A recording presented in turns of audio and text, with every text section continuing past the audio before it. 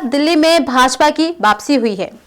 दिल्ली विधानसभा चुनाव 2025 ने बीजेपी का दशकों का सूखा खत्म कर दिया है।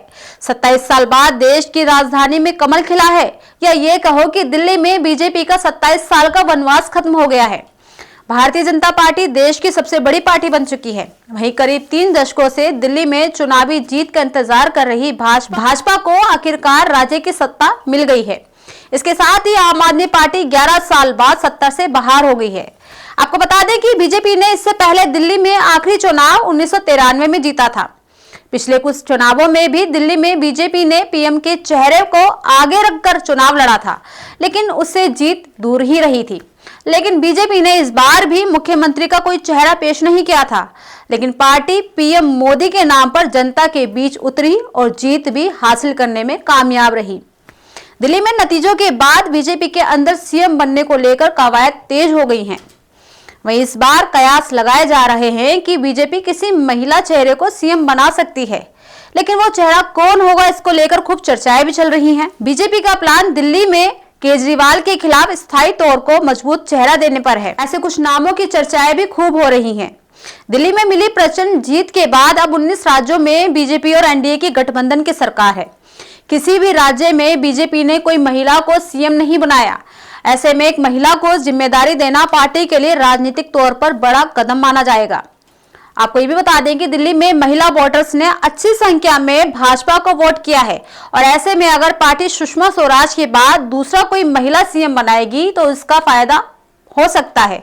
वहीं अरविंद केजरीवाल के सामने ये बड़ी चुनौती भी बन सकती है। फिलहाल पार्टी के अंदर कई बड़े बड़े चेहरों पर चर्चाएं चल रही हैं। वहीं देश की राजधानी दिल्ली में भारतीय जनता पार्टी के महिला चेहरों की बात करें तो ग्रेटर कैलाश सीट से चुनाव जीतकर आई शिखा राय का नाम आगे चल रहा है। शिखा राय पहले मेयर भी रह चुकी हैं। इसके अलावा बीजेपी विधायक रेखा गुप्ता और पूर्व सांसद मीनाक्षी लेखी भी चर्चा में हैं।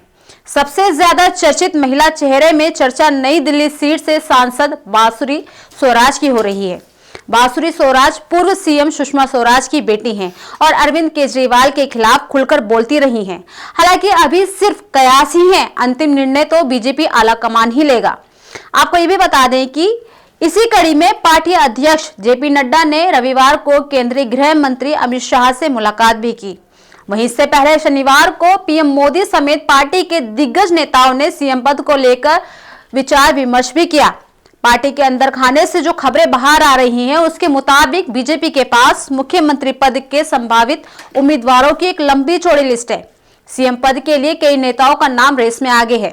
राजनीतिक गलियारों में प्रवेश वर्मा, सतीश उपाध्याय, विजेंद्र गुप्ता, आशीष सूद, पवन शर्मा जैसे कई नेताओं के नाम भी चर्चा में हैं।